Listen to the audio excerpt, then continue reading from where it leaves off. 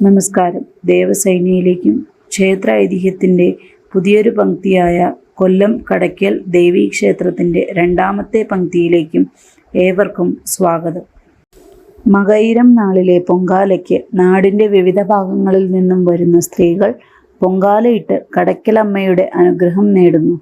കടയ്ക്കൽ പീടിക ക്ഷേത്രത്തിനു മുന്നിൽ പ്രകൃതിദത്ത നിറങ്ങൾ ഉപയോഗിച്ച് കാളീരൂപം വരയ്ക്കുന്ന കളമെഴുത്തും പാട്ടും ഉത്സവാഘോഷത്തിൽപ്പെടുന്നു.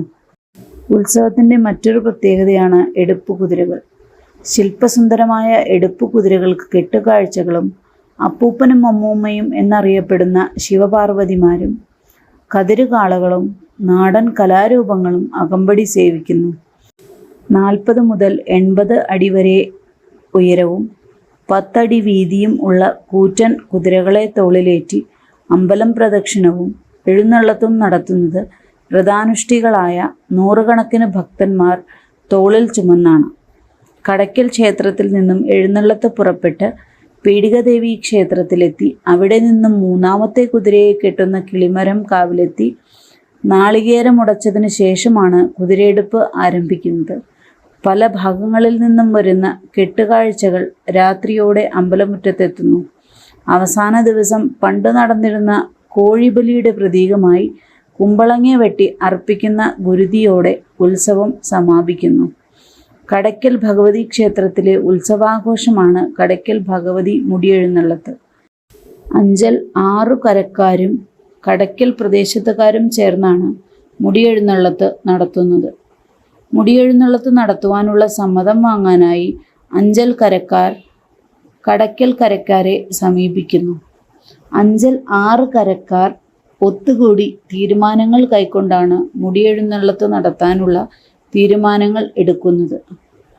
കുറുക്കോട്, പുത്തൻവീട്, പനവീട്ടിൽ, ചാമക്കാല, കുരുവിള, ചെറുവള്ളി, കാരായിക്കോണം എന്നിവ ഏറംകരയിലും, പുലിയത്ത്, കിഴക്കതിൽ, കോമളത്ത്, തെക്കേതിൽ എന്നിവ അഗസ്ത്യക്കോട് കരയിലും, നെടുങ്ങോട്ട്, പുത്താറ്റ്, കൈപ്പള്ളിൽ, നെല്ലിത്താരം, ഇന, ഇടമുളയ്ക്കൽ കരയിലും, അറപ്പുര, ഏരൂർ കരയിലും, കണ്ണങ്കര, നെല്ലിപ്പള്ളി, പാലറ എന്നിവ അലയമൺ കരയിലും പെട്ടിരുന്നു.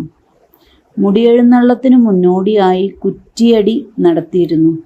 എന്നാൽ പിൽക്കാലത്ത് ഈ ചടങ്ങ് വേണ്ട എന്ന് വെച്ചു. ഈ ചടങ്ങ് കാണാനായി ധാരാളം ആൾക്കാർ വരാറുണ്ട്. ഉത്സവാഘോഷത്തിൻ്റെ പ്രധാന ഇനം കെട്ടുകുതിരയായിരുന്നു. മുടിയെഴുന്നള്ളത്തിൻ്റെ ഏറ്റവും മുന്നിലായി ഭഗവതിയുടെ കിരീടമേന്തിയ 2 പേരുണ്ടാകും. അഞ്ചൽ തിരുമുടിയെഴുന്നള്ളത്തിന് കടയ്ക്കൽ ദേവീക്ഷേത്രത്തിൽ ആചാരവിധി പ്രകാരമുള്ള ഒരുക്കങ്ങൾ പൂർത്തിയായതിനു ശേഷം ചടങ്ങുകളോടുകൂടി മുടിപ്പുര തുറക്കുന്നു. വ്രതമെടുത്ത് മുടിയേറ്റുകാർ ദേവിയുടെ 3 മുടികൾ എടുക്കുന്നു. പ്രധാന വേദിയിൽ ആ സമയം ആഘോഷ പരിപാടികൾ അരങ്ങേറുന്നു. രാജകൊട്ടാരത്തിൽ നിന്നും വിട്ടുകിട്ടിയിരുന്നതും ഇപ്പോൾ സർക്കാർ നൽകുന്നതുമായ അശ്വരൂപസേന മുന്നിൽ നിരക്കുന്നു. ഏറ്റവും മുന്നിൽ കൊടിയുമായി വേലൻ നടക്കുന്നു. തൊട്ടുപിന്നിൽ വഴി വൃത്തിയാക്കാൻ ചൂലുമായി അണികൾ നിരക്കും. വൃത്തിയാക്കിയ വീതിയിൽ കടൽ ജലം തളിക്കുന്നു. തുടർന്ന് പൂക്കൾ വിതറുന്നു. തുടർന്ന് അതിലൂടെ തിരുമുടിയേറ്റുകാർ നീങ്ങുന്നു. അവർക്ക് പുറകിലായി ആഘോഷത്തിനകമ്പടി സേവിക്കാൻ വിവിധ ഫ്ലോട്ടുകൾ നിരക്കും. ആദ്യമായി മുടിയെഴുന്നള്ളത്ത് നടത്തുവാനുള്ള സമ്മതത്തിനായി അഞ്ചൽ കരക്കാർ കടയ്ക്കൽ കരക്കാരെ രേഖാമൂലം സമീപിക്കുന്നു. അഞ്ചൽ 6 കരക്കാർ ചേർന്ന് തീരുമാനങ്ങൾ എടുക്കുന്നു.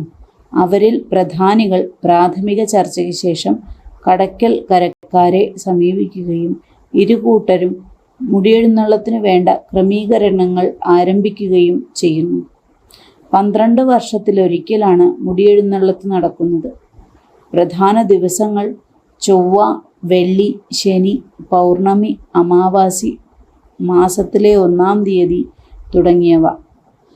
നവരാത്രി, തൃക്കാർത്തിക, ദീപാവലി, മകരച്ചൊവ്വ തുടങ്ങിയ പരാശക്തി പ്രധാനമായ വിശേഷ ദിവസങ്ങളും വളരെ പ്രധാനമാണ്.